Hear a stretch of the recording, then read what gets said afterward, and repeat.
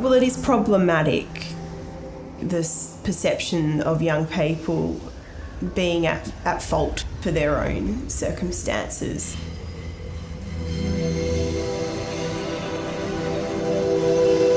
And the lack of understanding of that, it's usually to do with family breakdown, that young people are in the circumstances that they are.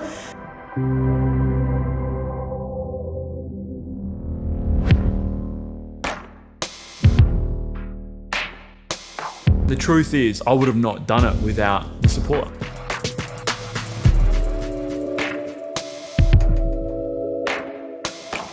Still remember it like it was yesterday. I was in year 7 and Mrs. Wood pulls me outside and she said, look, Mum's not picking you up from school today. Mum was dealing with her own mental health and had attempted suicide.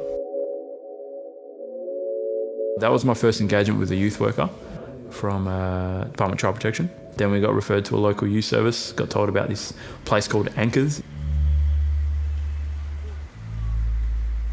They ran this one program which was like a hip-hop DJ program, and I fell in love with the hip-hop scene. Going there for 2 years, I got really good. And next thing you know, I'm 16, mixing at a local nightclub in Hillary's called Bar 120, and I'm still in school. But then what happened, it didn't tell me the impacts about actually what happens in that industry. I guess a lot of aggression in the nightclub scene, got introduced to the world of sex, drugs, and that whole world. And after about a year of doing that, hit rock bottom pretty quickly. I was an angry 16-year-old kid. I was like, man, I've got to get out of here. This is not good. I remember speaking to my youth worker at the time, and he said, maybe you should get out of here and you can help us run the hip-hop program. And that's when it all started, man. Dana and Vic Jakuma, who made the biggest difference in my life, said maybe you should become a youth worker.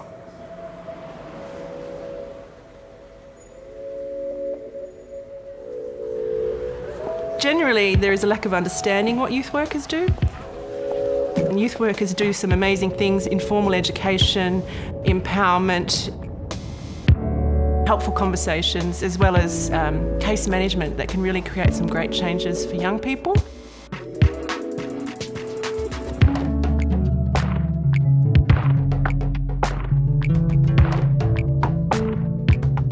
And we've struggled to measure and communicate that in a way that people who aren't youth workers, such as funding bodies or directors in local government who have no idea about youth work, in a way that they can understand. This is Pickies, Perth Inner City Youth Services. The setting's in a sort of a residential house. We're often working with young people who are at risk, who have had trauma backgrounds. There's lots of contributing factors, and we often see lots of comorbidity issues coming through. People with homelessness, mental health and drug and alcohol issues sort of all concurrently happening. When you can work with them relationally, I think that's really therapeutic. The work of Indigo Junction is predominantly homelessness services, so we deliver homelessness services for young people in the building we're in right now. A lot of people have seen the behaviours and they ban the young people because of their behaviours, whereas we have been able to mitigate risk through our relationships with them and actually have found, have gotten to the real beautiful core of who those young people are. I moved out of home at 16 and kind of left and was just angry with the whole family. And I think thinking about it now, it's just what our family was dealing with. Just for me going through, it was slowly building up that confidence in being able to communicate in front of people. I remember sitting in my first team meeting, and if you knew me back then, I had both these eyebrows pierced, had my nose pierced, had my lip pierced. All the youth workers were talking about what programs they're running and how they were doing mental health stuff, and one team was doing art therapy, and this youth centre has this many engagements. And I was sitting there I should not be in this meeting. And I remember these 2 eyebrow rings I took my motorbike helmet off and I'd like ripped like a bit of my eyebrow. I had like blood coming down my face. And it came to my turn to talk about like introducing me to the team. And I remember going, oh, hey, how you going? Like, yeah, my name's Shane and I run hip hop programs and shit. It's crazy, like thinking about it. Now, even though I'm laughing about it right now, everyone at the table looked at me like, what is this guy doing here? And I've never felt so embarrassed. And I remember walking out of that meeting going, you're a loser. 5 years later, I finished some of my study and I'm managing 3 youth centres for the city of Wanneroo. And that's when I fell in love with the work. So we've gone from sitting at a local government boardroom meeting where I couldn't even communicate one sentence to sitting at state and local government boardrooms with psychologists and directors saying this is what we need to do to change the sector. So there you go, man. That's as honest as I can get.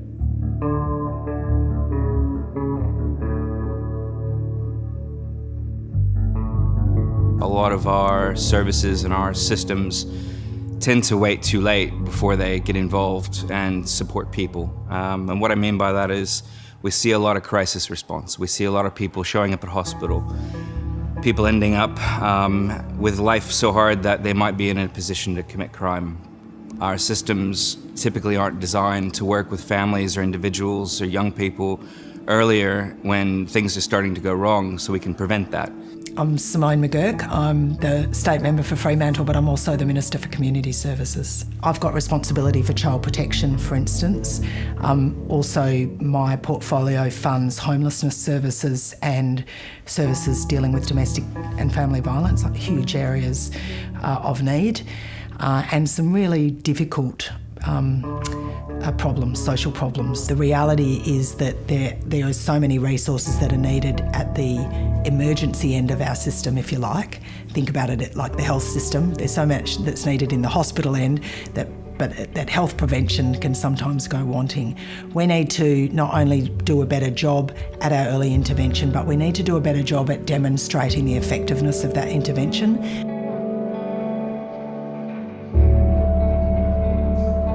We know that outcomes take time.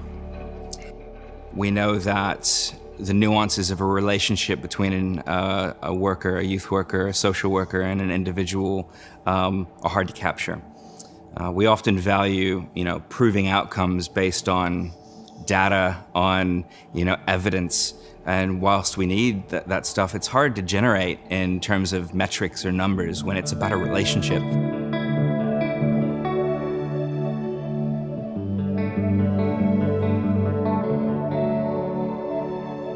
So stories are a really important way for us to understand the qualitative, not the quantitative. With reporting, it is difficult to capture complexity a lot of the time because you are stuck with certain boxes that you're needing to answer. Storytelling sort of promotes a reflective dialogue. So they're a youth worker reflecting on their work as well as the young person.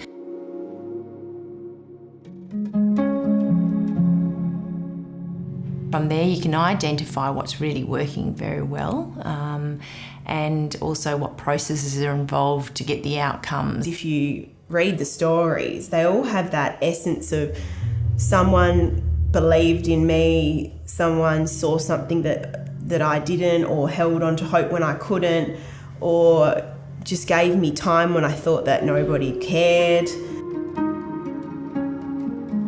When somebody's telling a story, automatically that's, saying something of themselves, they're sharing something of themselves, which isn't a tick box and it isn't, a pre-filled box. I think it's very personal, very powerful, and it's considered. researchers or government in particular often looks at data and they say, like, well, let's do a survey and let's count how many people say, yes, you improved my life. And then we say 75% of the group said their lives are improved, but how, right? So the story helps us understand how. It helps us understand the meaning. And so whilst we need data, the story is data. It's important in the way that we understand the actual change, not just how much has changed.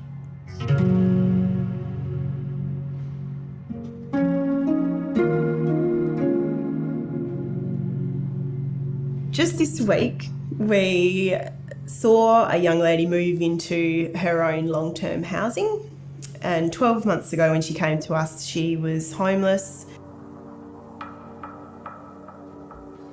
Her mental health was in a really not good state. In and out of hospital for self-harm and suicide attempts. She really struggled to get into other services. We could sense the sort of motivation when we spoke to her. She's enrolled herself in an aged care course. She's just finished her placement with them. This week she got offered long-term housing. She's in her own place. And she's just got so much hope for the future.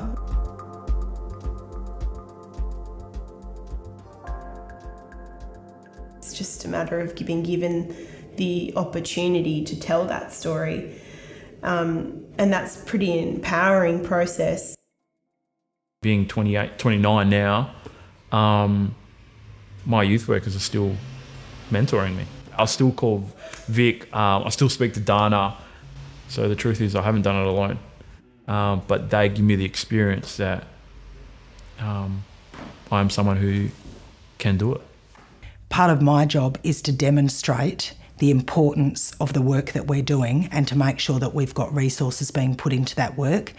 And I think we can be better at doing that. I think we can be better at telling the story of where resources are allocated effectively. We do see government challenged by limited funding. We get that. We know it's cheaper to intervene early. We know it's cheaper to pay for a youth worker's time than a police officer's time. And so if we can start to shift that investment, we know we can save lives. We know we can reduce the number of children in detention, the number of kids in out-of-home care.